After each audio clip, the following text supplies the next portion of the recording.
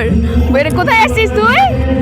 অন্নপূর্ণা মন্দিরে কোথায় এসেছিস বল, নামটা দেখি বলতে পারিস নাকি? অন্নপূর্ণা মন্দির। অন্নপূর্ণা মন্দিরে। আমার মাম্মাও বলে দিয়েছে মন্দিরে এসে জুস খাচ্ছিস। দে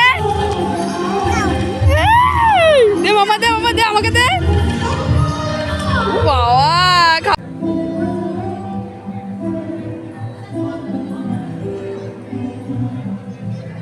তবে শিব ঠাকুরের এই মন্দিরটার ওপর কিন্তু ঘন্টা বাঁধা নেই, এটাই একটু আলাদা লাগলো।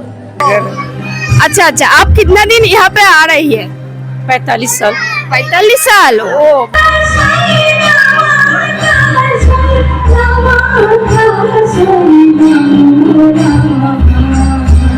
45 साल, ओ बहुत दिन हो गया। हाँ, बिहार के रहने वाले, यहाँ ससुराल है।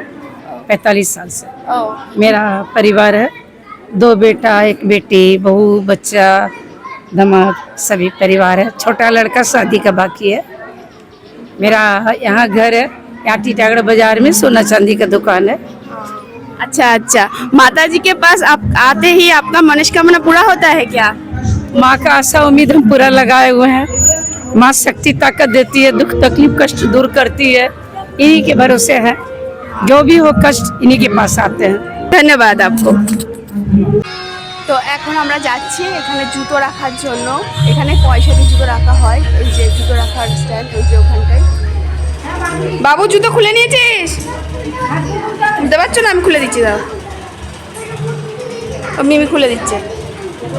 এখন আমরা দাঁড়িয়ে আছি অন্নপূর্ণা মন্দিরের শ্রী কৈলাসেশ্বর, কপিলেশ্বর এবং কেদারনাথেশ্বরের মন্দিরের সামনে, মানে 3টেই শিব ঠাকুরের মন্দির।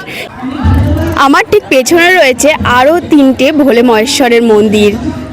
শিবশক্তি অন্নপূর্ণা মন্দিরের আরও 3টি শিব ঠাকুরের মন্দিরের নাম হলো শ্রী শ্রী কল্যাণেশ্বর, শ্রী শ্রী কিন্নরেশ্বর আর শ্রী শ্রী কাদম্বেশ্বর। চলুন এই মন্দিরগুলো আপনাকে এদেরকে ঘুরে দেখায়।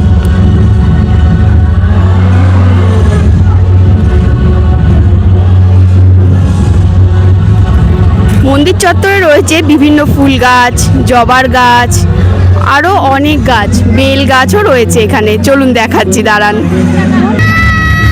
ওই দেখুন কত বেল ধরে রয়েছে গাছে। আর বেল গাছতলায় রয়েছে মায়ের অপরূপ আরও একটি মূর্তি।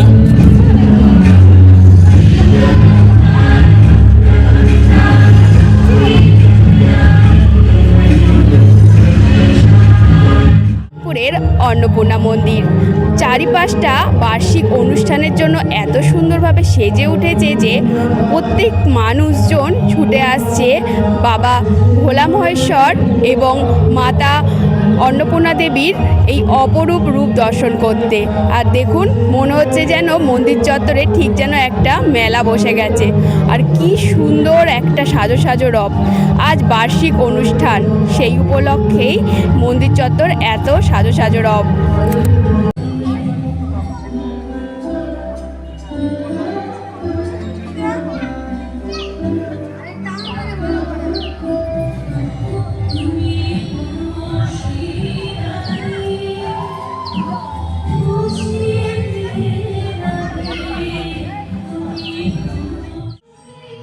সালটি ছিল 1875।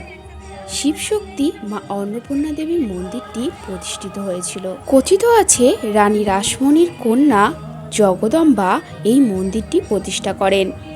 একেবারে দক্ষিণেশ্বরের মন্দিরের আদলে তৈরি এই ব্যারাকপুরের অন্নপূর্ণা মন্দিরটি।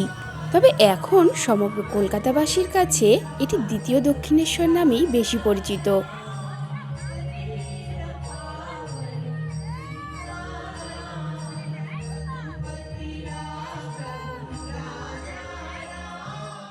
মন্দিরের ভেতরে রয়েছে ভোগ প্রসাদ বিতরণের সুবিধা। সকাল 10:30 থেকে 12:30 পর্যন্ত ভোগের কুপন দেওয়া হয় এবং 1:30 থেকে ভোগ বিতরণের ব্যবস্থাও রয়েছে। আর সমস্ত দর্শনার্থীর জন্য ভোর 5টা থেকেই মন্দির খুলে দেওয়া হয় এবং 1:30 পর্যন্ত খোলা থাকে। আর বিকালবেলা 4টে থেকে রাত্রি 8টা পর্যন্ত মন্দির খোলা থাকে। এখন আমরা কোথায় দাঁড়িয়ে আছি বলুন তো? এই যে সামনে যে মূর্তিটি দেখতে পাচ্ছেন, এটি রানী রাসমণির কনিষ্ঠ কন্যা মাতা জগদম্বা দেবীর একদম স্ট্যাচু মূর্তির সামনে।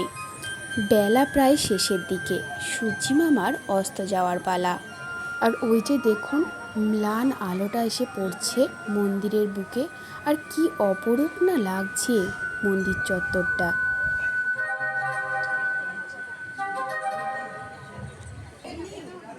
মার্চ মাসের 25, 26 এবং 27 এই 3 দিন ধরেই মন্দিরে অনুষ্ঠান চলছে।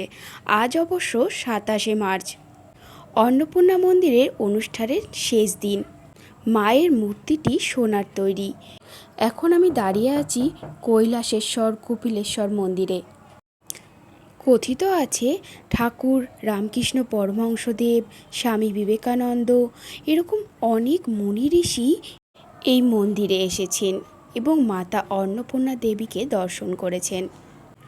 অন্যান্য ভোলা মহেশ্বরের মন্দিরের মতো এই মন্দিরটিতেও রয়েছে ভোলা মহেশ্বরের মাথার ওপর ঘণ্টা বাঁধা, আর ঘণ্টাটা এভাবে দুলছে, মনে হচ্ছে স্বয়ং ভোলা মহেশ্বর যেন এখানে বিরাজমান। ওম নমঃ শিবায়।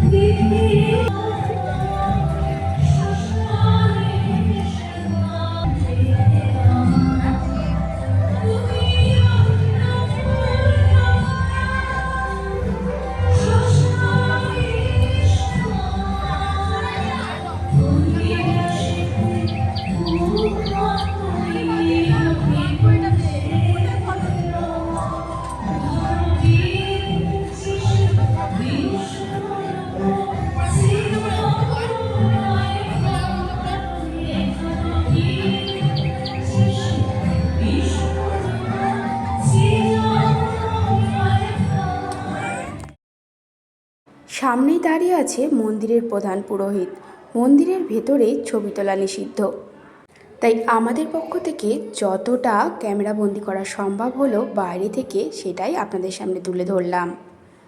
তবে এখানে অন্নপূর্ণা দেবীর মূর্তিটি সোনার তৈরি, আর ভোলা মহেশ্বরকে দেখা যায় ভিক্ষার্থী রূপে একটি পাত্র হাতে দাঁড়িয়ে থাকতে। পুরাণ অনুযায়ী শুক্লপক্ষের অষ্টমী তিথিতে কাশীতে আবির্ভূত হয়েছিলেন দেবী অন্নপূর্ণা দেবী। অন্ন দিয়ে যিনি সকলের দরিদ্রতা দুঃখ দূর করেন তিনি অন্নপূর্ণা।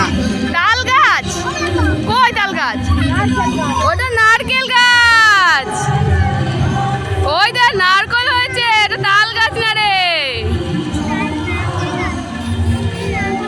এই মুহূর্তে আলো প্রজ্বলিত হলো অন্নপূর্ণা দেবীর নাট মন্দিরে। আলোকসজ্জায় সজ্জিত হলো অন্নপূর্ণা দেবীর নাট মন্দির। তবে আশপাশের আলোগুলোও বিন্দু বিন্দু করে জ্বলে উঠেছে।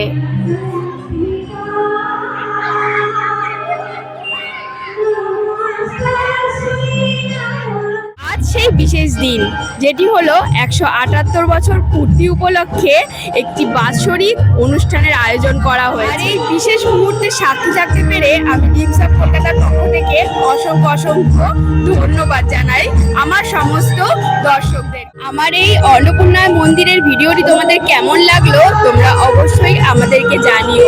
খুব ভালো লাগবে তোমরা কমেন্ট, লাইক, সাবস্ক্রাইব করে আমাদেরকে এরকমভাবে সুন্দর সুন্দর নতুন ভিডিও করার অনুপ্রেরণা যোগালে। তাহলে ভিডিওটা একটা লাইক করে শেয়ার করে দিও। আর যদি তোমরা ব্যারাকপুরে কিভাবে আসবে অন্নপূর্ণা মন্দিরে জানতে চাও তাহলে অবশ্যই আমাকে কমেন্ট করো, আমি তোমাদেরকে ডিটেলস দিয়ে দেবো। আজকের মতন এখানেই সমাপ্তি। টাটা, বাই বাই, সবাই ভালো থাকো। মাতা অন্নপূর্ণা দেবী এবং ভোলা মহেশ্বর তোমাদের সবাইকে আশীর্বাদ করুন।